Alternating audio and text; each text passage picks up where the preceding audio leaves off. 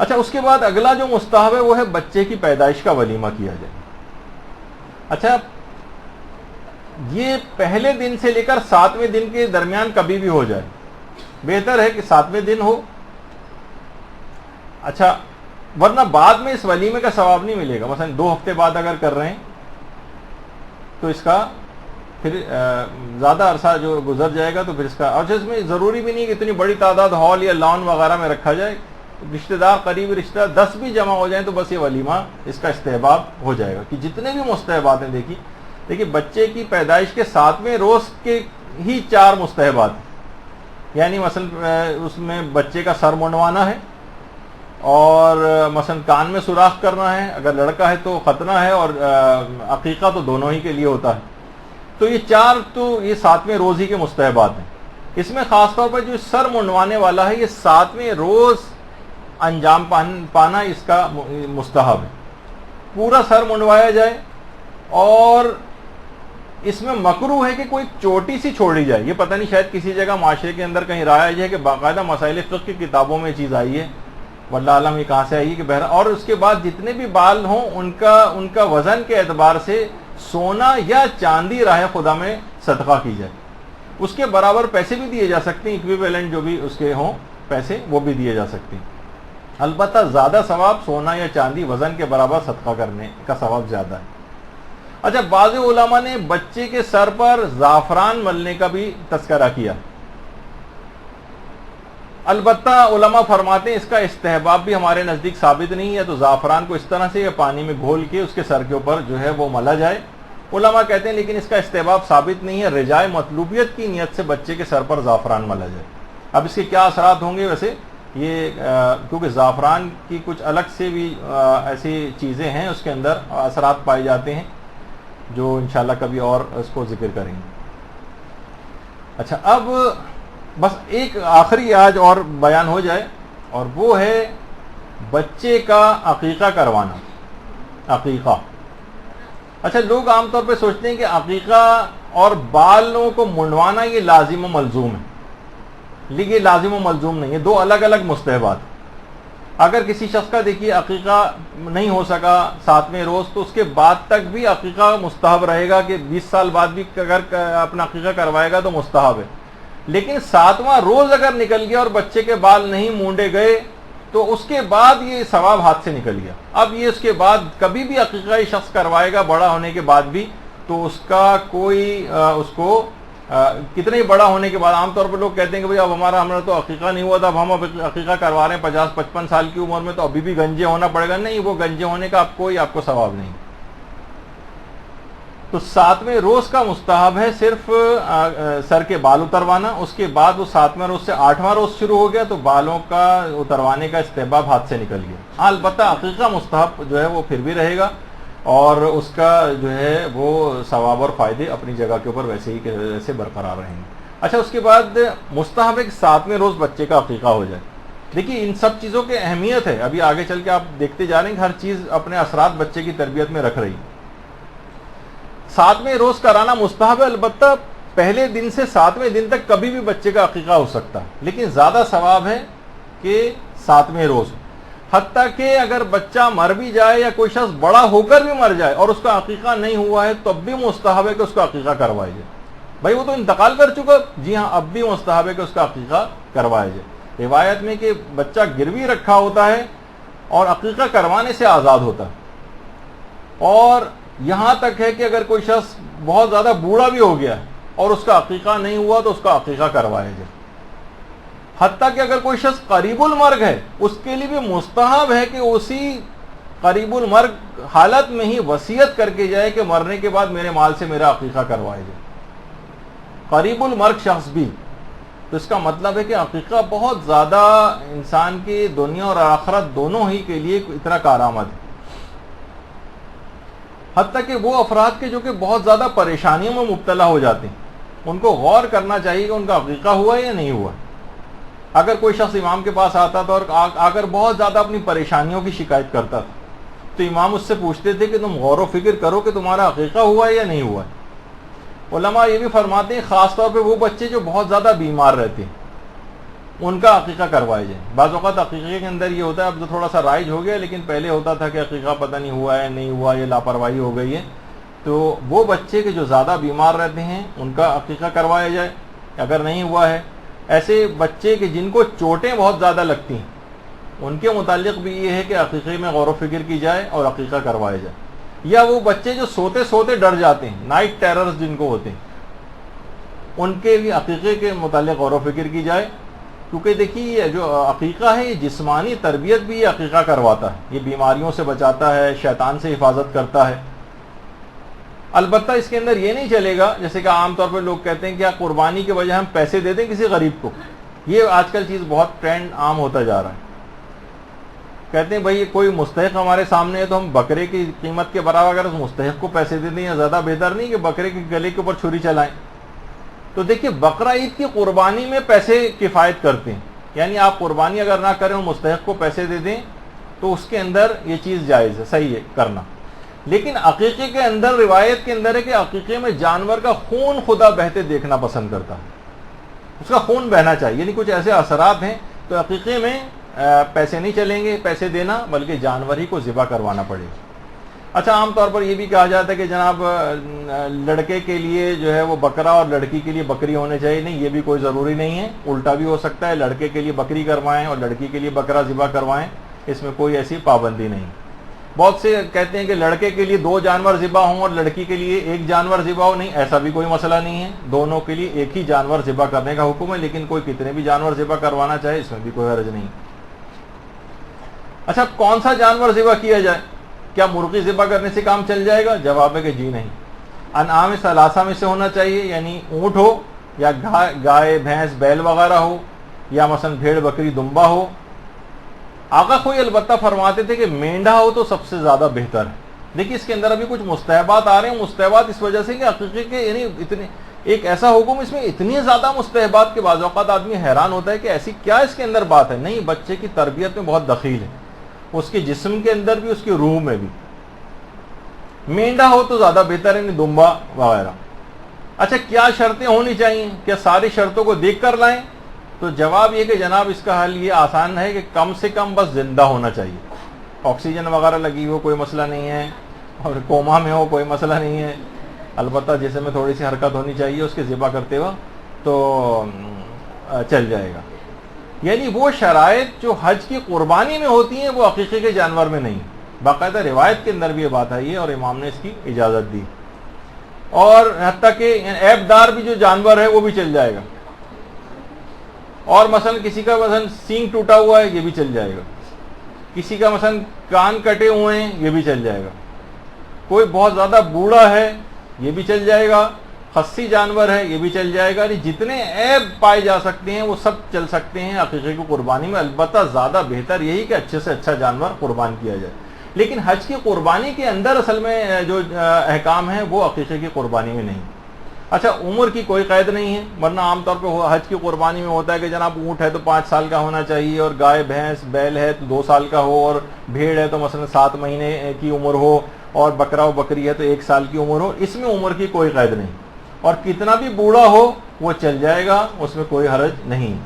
البتہ زیادہ ثواب یہ ہے کہ سمین ہونا چاہیے، یعنی موٹا ہو تو سب سے زیادہ بہتر ہے. جتنا زیادہ موٹا ہوگا اتنا ہی ثواب زیادہ ملے گا، گوشت بھی زیادہ ملے گا یقیناً.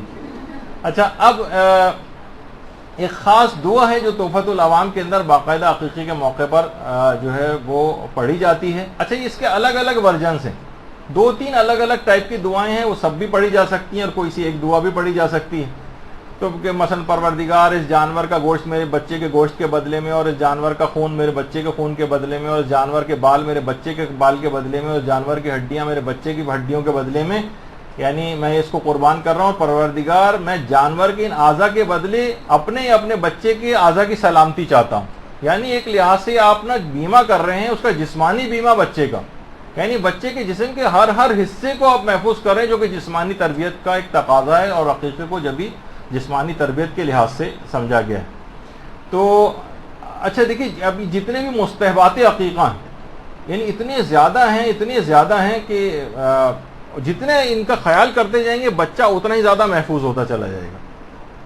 مثلا مستحبات میں سے یہ کہ جانور کو ذبح کرنے کے بعد بند سے جدا کیا جائے، ہڈیاں نہ توڑی جائیں. یا مثلا پرانے علماء کچھ کہتے تھے، موجودہ علماء تو اس کو نہیں مانتے ہیں کہ اس کے بعد جانور کی جو ہڈیاں سفید کپڑے میں لپیٹ کر دفن کی جائیں. فقہا فرماتے ہیں کہ اس کی کوئی دلیل ہمارے پاس نہیں، البتہ کچھ پرانے فقہا نے اس کو لکھا ہے. اور امام خمینی فرماتے تھے یہ کوئی تاکیدی حکم نہیں اور ثابت نہیں ہے اتنا. اچھا گوشت کی تقسیم کیسے کی جائے؟ گوشت کی تقسیم تو دیکھیے اس میں علماء فرماتے ہیں ران جو ہے وہ قابلہ کو دیں. قابلہ کون ہے؟ یعنی وہ عورت کہ جو یا تو لیڈی ڈاکٹر تھی یا مڈ وائف تھی یا کوئی بھی گھر کی عورت تھی جس نے ڈیلیوری میں ہیلپ کی ہے بچے کی. بہتر تو یہ ہے کہ 1/4 دیا جائے، گوشت کا 1/4 حصہ قابلہ کا ہے. اچھا قابلہ میں بھی اگر وہ 1/4 ران پر مشتمل حصہ ہو تو وہ اس کا ثواب زیادہ ہے دینے کا. لیکن مثلا بچہ بڑا ہو گیا ہے، اب یہ 50 سال میں اب کر رہا ہے، وہ لیڈی ڈاکٹر کہاں سے لے کر آیا ہے، وہ 80-90 سال کی ہو گئی ہوگی، انتقال کر گئی ہوگی، یا مثلا وہ مل ہی نہیں رہی ہے، یا مثلا وہ لینے میں توہین سمجھ رہی ہے، یا وہ سب سوچ رہی کہ یہ کیا ہو رہا ہے، میں تو گوشت نہیں لیتی اس طرح سے. یا مثلا قابلہ بہت سے ایسے بھی ہوتے ہیں جو غیر مسلم ہے، غیر مسلم لیڈی ڈاکٹر نے مثلا ڈیلیوری کرائی تھی یا مڈ وائف نے ایسی ڈیلیوری کروائی تھی، تو پھر غیر مسلم کو دینے میں اتنی تاکید نہیں ہے. دیا ابھی بھی جا سکتا ہے اس کو گوشت، لیکن تاکید نہیں.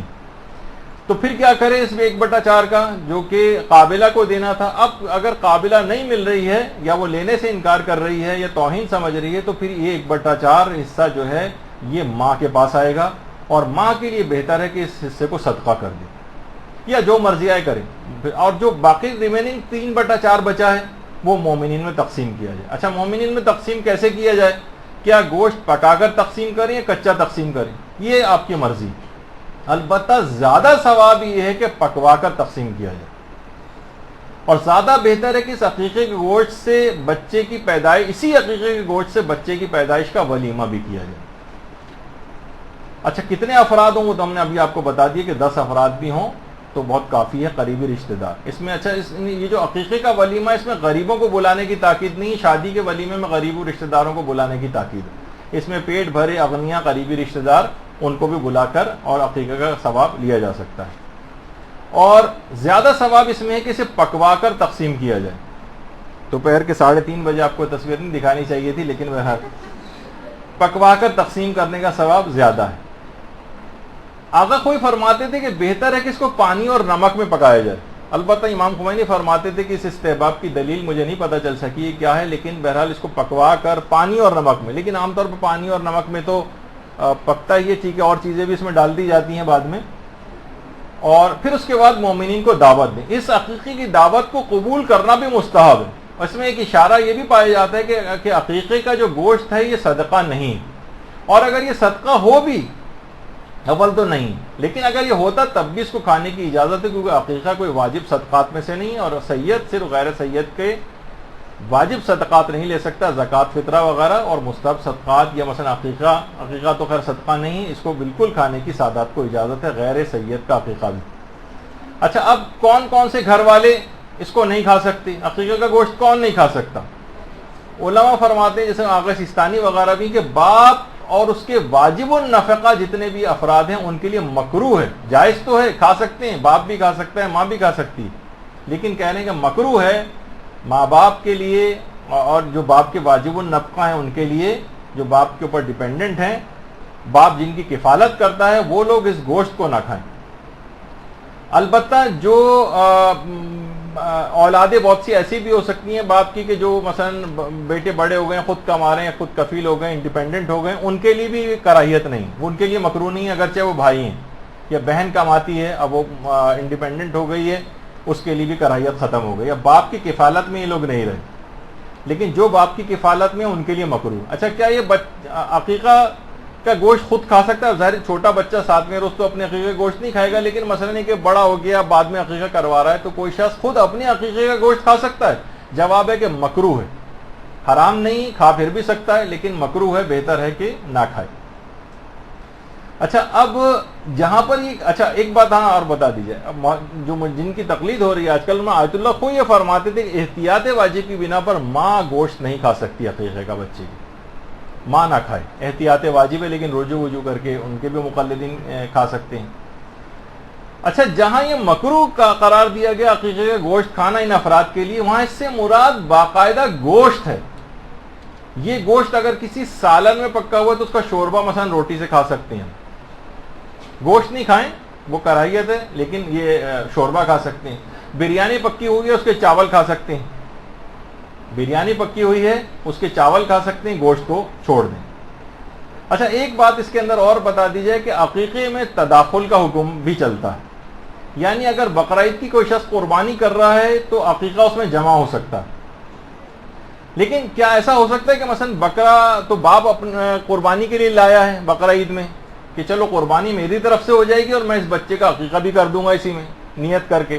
تو جواب ہے کہ نہیں، یہ نہیں چلے گا. قربانی جس کی طرف سے ہوگی عقیقہ بھی اسی کا ہوگا.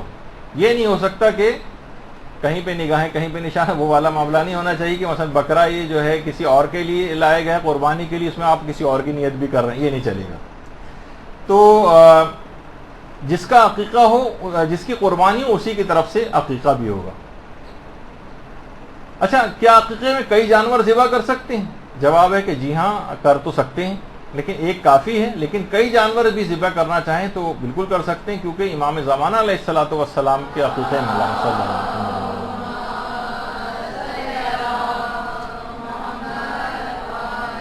کئی 100 جانور امام حسن عسکری علیہ السلام نے قربان کروائے تھے، اس بات کا یقین دلانے کے لیے کہ 12واں پیدا ہو گیا.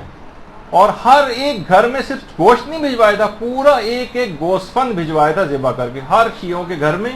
اور اس کے علاوہ شہر سے باہر کے جو مومنین تھے وہاں تک بھی امام زمانہ کے عقیقے کا گوشت بھجوایا گیا تھا. اچھا یہ جو ہے کہ تداخل کے ایک ہی کی قربانی اور اسی کا عقیقہ اس کے اندر ہو سکتا ہے. مثلا کوئی بچہ بڑا ہو گیا، انڈیپینڈنٹ ہو گیا، وہ اپنے قربانی کے لیے بیٹا اپنے لیے لے کر آیا ہے جانور، اسی میں ہی وہ اپنے عقیقے کی نیت بھی کر سکتا ہے. یعنی دونوں چیزیں اس میں ہو سکتی ہیں.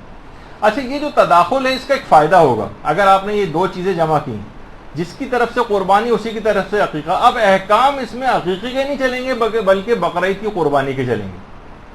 اب وہ تمام پابندیاں ختم ہو جائیں گی کہ ماں نہ کھائے آقا خوئی فرماتے تھے یا دیگر مجتہدین فرماتے ہیں کہ مکروہ ہے، وہ سب پابندیاں ختم ہو جائیں گی. جوڑ سے جدا کیا جائے اور بن سے جدا کیا جائے، ہڈیاں توڑی جائیں، وہ پابندی ختم ہو جائے گی. کون رشتہ دار کھائے گا کون نہیں کھائے گا، یہ سب پابندیاں ختم ہو جائیں گی. تو اس میں کوئی بھی مسئلہ نہیں رہے گا. بس اس میں ایک مسئلہ یہ اور بتا دیا جائے کہ ایک شخص کے عقیقے میں ایک جانور کم سے کم ذبح ہونا چاہیے. یعنی یہ نہیں کر سکتے کہ ایک جانور میں کہا کہ باپ نے سوچا میرے 5 بچوں کا عقیقہ نہیں ہوا، ایک جانور لائے اور سب کی طرف سے عقیقہ کر دی، یہ نہیں چلے گا. ایک جانور میں ایک ہی شخص کا عقیقہ ہو سکتا ہے. اور عقیقے کی قربانی میں حصے بھی نہیں ڈالے جا سکتے. یا مثلا آپ نے کہا کہ جو لڑکے نے سوچا یا کسی شخص نے کہ میں اپنا عقیقہ کر لوں گا لیکن میں قربانی حصے والی کرواؤں گا، یعنی جو بقرعید کی قربانی اس میں حصہ ڈالا ہوا ہے اس نے اپنا 5 کلو کا یا 10 کلو کا، اور اس میں نیت یہ کر رہا ہے کہ میری طرف سے عقیقہ بھی ہوگا، یہ نہیں چلے گا. ایک عقیقے میں پورا ایک جانور ذبح اسی ایک آدمی کی طرف سے ہونا چاہیے. تو آپ نے دیکھا کہ اتنے زیادہ مستحبات اس کے اندر ہیں. اور 7ویں روز اس کا عقیقہ جو ہے وہ بچے کا ہونا ہے. تو 7ویں روز تک ابھی تک آپ نے دیکھا کہ 7 روز تک کیا بچہ بغیر کھائے پیے زندہ رہا کہ یہاں تک کہ عقیقہ اس کا ہو گیا؟ نہیں. اب بچے کے کیونکہ وہ بہت تفصیلی موضوع تھا، بچے کو کھلانے پلانے کے اعتبار سے اس کے دودھ کے جو اثرات ہیں پلائی کے، وہ انشاءاللہ کیونکہ وہ بڑا موضوع تھا وہ اگلی نشست کے لیے ہم رکھ رہے ہیں. تو آپ نے دیکھا کہ سارے مستحبات کتنے زیادہ تربیت میں داخل ہیں. جتنے مستحبات پہ عمل ہوگا اتنا ہی بچے کی جسمانی اور روحانی اچھی تربیت ہو سکے گی. باقی مستحبات اور احکام انشاءاللہ اگلی نشست میں بیان ہوں گے. وصلی اللہ علی محمد وآلہ الطیبین الطاہرین.